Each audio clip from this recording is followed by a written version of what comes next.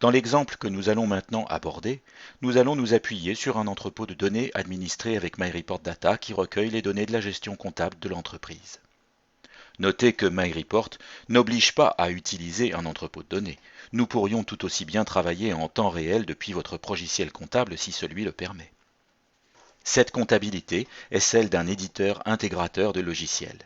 Je suis le responsable de la comptabilité de l'entreprise et le responsable commercial vient me voir car il doit présenter une analyse détaillée du chiffre d'affaires sur les 3 dernières années. Je vais donc lui fournir un tableau complet et élaboré avec MyReport Builder. MyReport Builder est présent sous Excel au travers du ruban dédié à l'outil.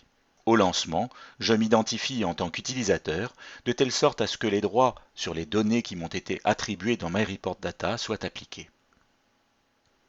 MyReport Builder présente 3 parties principales. À gauche, la zone des données disponibles organisée en dossiers et modèles avec MyReport Data. Je souhaite accéder à mes données comptables et choisis donc le dossier comptabilité et le modèle écriture générale. Les données disponibles sont affichées. Elles sont classées dans des dossiers que je peux déplier si je le souhaite. En bas à droite, la zone de construction des indicateurs et tableau de gestion.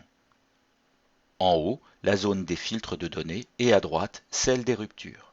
Nous verrons plus tard comment utiliser la zone des filtres et celle des ruptures. MyReport Builder permet de construire des tableaux, des listes de données, et il permet également d'alimenter automatiquement une cellule comme nous l'avons déjà vu dans une précédente vidéo. Dans notre exemple, nous utiliserons le mode tableau. Pour bien comprendre le contenu de notre présentation, il faut se rappeler que notre entrepôt de données s'appuie sur des écritures comptables, les comptes généraux portent la nature de produits ou prestations et sont regroupés en familles avec des rubriques de regroupement. Les rubriques sont elles-mêmes regroupées en chapitres pour plus de facilité. Comme notre responsable commercial n'a pas forcément été très précis dans sa demande, nous allons élaborer une première version du tableau comprenant en ligne les comptes généraux et les rubriques dont nous prendrons le libellé, en colonne l'exercice ou l'année comptable, et en indicateur le solde comptable des écritures. Comme nous souhaitons travailler uniquement sur les données du chiffre d'affaires, nous allons filtrer les données en faisant glisser-déposer le champ chapitre vers la zone des filtres et en indiquant que nous souhaitons que le chapitre soit égal à la valeur chiffre d'affaires. Le tableau est calculé et mis à jour sous Excel. Notez que chaque cellule du tableau contient un nombre et non une formule. Les tableaux produits par MyReport sont des tableaux Excel tout à fait standards. Mais ce tableau ne nous paraît pas suffisamment lisible. Tout d'abord, puisque le solde est le résultat du calcul débit-crédit, il est négatif, ce qui ne plaira pas à notre responsable commercial. Ensuite, parce qu'il y manque une totalisation par rubrique de chiffre d'affaires. Enfin, l'ordre des rubriques n'est pas approprié à notre lecture du chiffre d'affaires. Il est présenté ici par ordre alphabétique des libellés et ne correspond pas à notre habitude de lecture. Nous allons donc affecter notre solde à un coefficient multiplicateur de moins 100%, et nous allons aérer notre tableau en y ajoutant des totalisations par rubrique. Enfin, nous allons modifier l'ordre de tri des rubriques selon une règle que nous avons préalablement paramétrée afin de répondre à l'ordre de lecture établi dans notre organisation du chiffre d'affaires.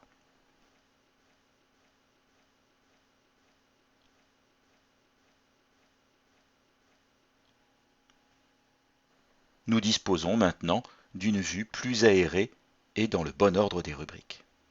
À tout moment, il est possible de justifier le résultat d'une cellule du tableau par simple clic sur la fonction Zoom. On accède alors aux détails des écritures comptables composant le résultat. MyReport présente les champs ayant servi au calcul du tableau, mais je peux ajouter de nouveaux champs parmi ceux qui me sont présentés dans le modèle à gauche. Pour joindre le détail de ces écritures dans le classeur Excel, il me suffit de cliquer sur Options et choisir d'exporter le Zoom Excel en générant un filtre automatique sur les données dans une feuille détail, par exemple. MyReport génère automatiquement un listing des écritures qui pourra être recalculé avec mon tableau précédent. Notez que le format de mon zoom est conservé pour tout le tableau. Nous souhaitons maintenant calculer la variation entre les exercices.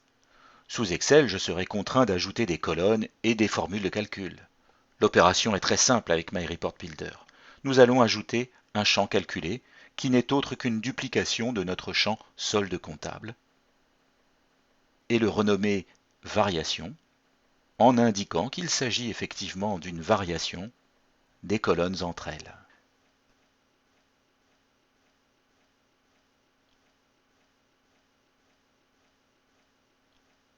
Mais ces pourcentages ne sont pas forcément parlants et nous allons renforcer le caractère visuel de ce tableau par des symboles pour appuyer la variation du chiffre d'affaires. Il suffit pour cela d'ajouter un champ de type symbole, de type flèche, appliqué au champ variation, ainsi qu'aux totaux et sous-totaux du tableau, et en indiquant que si le résultat est supérieur à 0, alors nous utiliserons une flèche montante. Si le résultat est négatif, alors nous utiliserons une flèche descendante et dans le dernier cas, la flèche constante bleue sera appliquée. Notre directeur commercial m'indique qu'il souhaite obtenir ce tableau pour chacune des zones géographiques des clients. Cet indicateur se trouve dans le dossier tiers de l'écriture comptable. Nous allons donc glisser-déposer l'indicateur dans la zone des ruptures de MyReport Builder et indiquer que nous souhaitons une nouvelle feuille pour chaque région.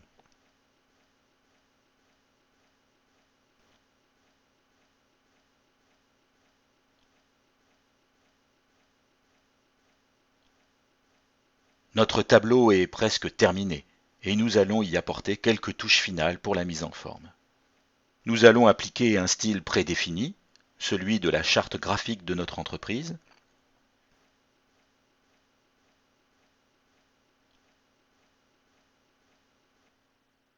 Et convertir le format de l'indicateur de solde en cas euro. Enfin, afin d'améliorer la lisibilité de notre tableau final, nous ajoutons un format d'alerte avancé sous forme de barre de données affichée dans les cellules du tableau.